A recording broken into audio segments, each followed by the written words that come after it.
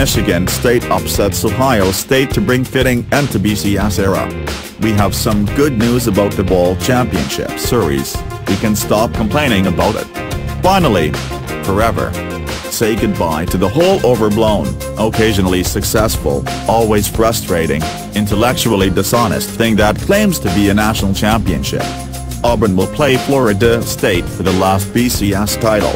They may or may not be the two best teams in the nation, but they are the two teams that were clearly left standing at the end of the final BCS season, so there is no controversy. This is the right matchup, the only matchup. You can thank Michigan State for knocking off undefeated Ohio State. That sums up the BCS era, doesn't it? Two teams that won't play in the title game decided to will. They did it, naturally, in a dome stadium built for an NFL team, in a conference championship game that is only possible because of expansion that happened for money.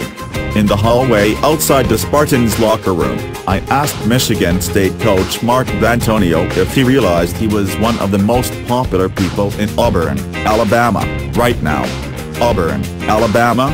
D'Antonio asked. He smiled, and paused, and said, "Well, you know, that's what they think." He laughed. The truth is, right now D'Antonio doesn't give a damn about the Tigers, or the Seminoles, or the BCS rankings, or even the Buckeyes' dreams. Why should he? His team is going to the Rose Bowl as Big Ten champions. His team wants something real, something decisive, something it has been chasing for all 7 of his seasons at the helm, and for 19 more before that. And the hope is that next year, that's how the national championship will feel. We will have a 4-team playoff and a committee that exists solely to pick those 4 teams. There is real hope that it won't be about lobbying, power, mythology, or the full intellectual idea that if you assign numbers to your opinions matter more. D'Antonio's boss understands. Spartans athletic director Mark Hollis serves on the NCAA men's basketball tournament selection committee. He knows what a real national championship looks like. To have 4 teams in the playoff that leads to a championship game adds so much validity to the process, Hollis said. I don't know which teams are ranked 5th and 6th this year. They would complain about it. But it is different than 3 one-loss teams or 3 undefeated teams. Michigan State saved the BCS this year. And the beauty of it was that the Spartans just did not care. On the field at Lucas Oil Stadium afterward, offensive lineman Donovan Clark celebrated with a rose in his mouth, then told a teammate, "I love you, man. I love you, man." That is the soul of college football, and it gets lost in all the BCS arguments and even in the discussion about amateurism. I asked Clark afterward about messing up Ohio State's national title hopes, and he said, "It isn't about that. The act of watching a football game has become disturbingly like following a court case. You observe the evidence, then watch the instant replay to see if you saw what you think you saw, and then you wait to see if the replay official will confirm that everybody else saw what you think you saw."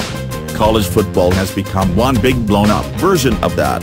You watch the games, then you wait to see if the BCS rankings confirm what you think you saw. Michigan State clearly deserved to beat the Buckeyes in the Big Ten title game. The Spartans were just as good as Ohio State all season, and they were slightly better at key moments on Saturday. But what if the Buckeyes had won?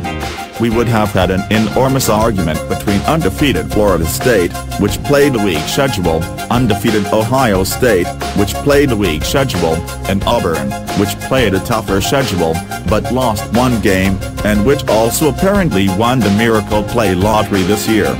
It would have been a loud argument, and arguments are fine. But they are no way to determine a champion. And if the Buckeyes had come back again and beaten Michigan State on a spectacular last-second play, that discussion would not have been about how spectacular it was, but whether Ohio State deserved a title shot when it had needed that kind of play to beat the Spartans.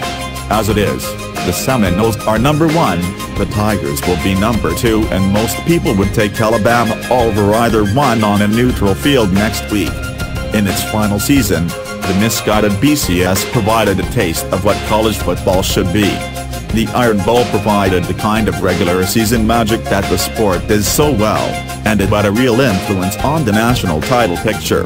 We can only hope that's how the 4-team playoff will work.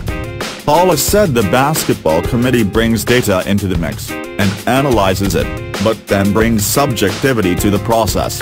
The committee talks about circumstances and about why certain games went the way they did, to make sense of the numbers. The BCS has always struggled with that. You had some subjectivity, and you had data, but the BCS tried to dump them both in a pot and pretend it produced a national title matchup. The problem is that the data was not really interpreted, numbers were just plugged into computer formulas that often didn't make much sense, they were just a reflection of what the computer formula guy thought should matter. And too many voters and coaches and Harris polls really didn't look at the numbers intelligently, either because they weren't qualified or didn't have time. A 4-team playoff can legitimize the national champion. It can also keep the bowl system intact. The bowls get bashed a lot, but every player and coach I've ever talked to enjoys them. They are a goal and reward for teams that will probably never play for the national title. As Hollis said, that was the dilemma for playoff proponents all along, preserving the bowls while sensibly determining a national title. How do you make those two things live together? Hollis said, they will live together now.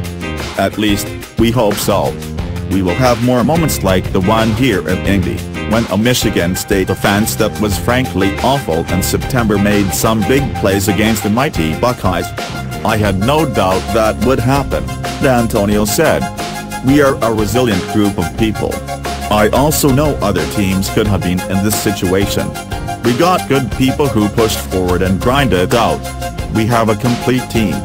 We will have more players like Ohio State star Carlos Hyde, who said, "Man, it hurts to be that close to the national championship my senior year and to fail. It hurts." We will have more athletic directors like Hollis, saying the Rose Bowl has been such a goal for us that, and he paused. I'm speechless. And we will have more great teams like Florida State and Auburn, and their coaches won't have to worry so much about saying their teams are great. These are the right teams for this game this year, and there is some poetry in the Tigers getting some help on the final day to get into the title game. In 2004, Auburn went undefeated in the Southeastern Conference but finished number 2 in both polls, because USC and Oklahoma also went undefeated and played for the national title. This year, the trophy should not be shaped like a question mark. The Tigers and the Seminoles earned this chance. And the team that made it happen doesn't care one bit.